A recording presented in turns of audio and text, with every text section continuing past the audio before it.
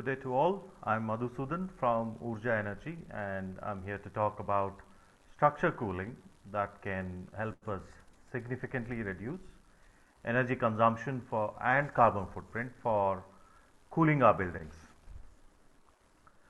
This is how we compared in terms of energy used for cooling back in 2016, and this is how it is going to be in 2050. We're going to leapfrog and be the largest consumer of energy for cooling and surpass China and US by a significant margin.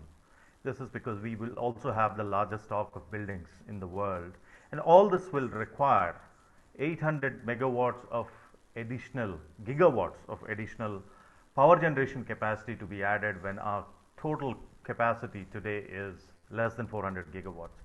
So we see an opportunity because the incumbent refrigerant technologies do not offer only marginal increments. So we have to adopt technologies like structure cooling that can give more than 70% reduction in energy consumption for cooling. For this, we need to first understand the role of external heat. We use passive strategies, but that's not enough to stop the ingress of heat in tropical countries like India. The building structure gets heated up, it radiates heat inside, and then we use energy intensive equipment like air conditioner to remove this heat.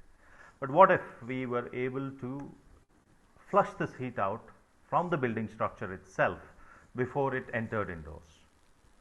Then we would be comfortable indoors just with fans. So this technology has been installed successfully in many commercial buildings. But why is that it is not transitioning successfully to residential buildings? If you see the situation, the builders are responding to what the demand is, and the home buyer's decision criteria is based on price per square foot or the amenities provided. So if structure cooling can be offered as one of the amenities at the same cost or maybe at a marginal increase in cost, then the policy makers can push for policies that encourage using thermal mass or thermal mass cooling without much resistance from the builders. And we can transition, once home buyers understand the benefit, we can transition to low energy residential buildings. So how do we transition to such buildings? We can do that by embedding a network of pipes in the building during construction and continuously flush the heat from the building using something like a two-stage cooling tower that you see, or an open loop geothermal system, or even a large water body. This does not allow the heat to build up and can help us reduce the energy consumption. This can be completely powered by solar, as it uses less than 0.5 kilowatt per ton compared to 1 kilowatt per ton for air conditioner. So this can help us achieve at least 70% of energy reduction for cooling. It can also help us, the builders, reduce the electrical cost for construction.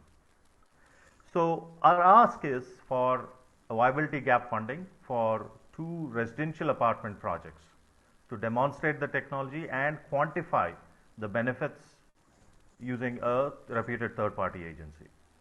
The reason why we want that is to have this validated results in public domain, so that we don't intend to patent this technology. So anybody who wants to copy this should copy this with confidence. Once the results are proven, we would like it to be incorporated as part of the use of thermal mass to be incorporated in building code, in ECBC, as well as in ENS. So outcomes are significant at national as well as regional level. At national level, we can look at exceeding targets of ENS and achieving our Kigali Agreement targets, and at a local, state and urban local body level, we can shave off the peak demand and also mitigate urban heat island effect.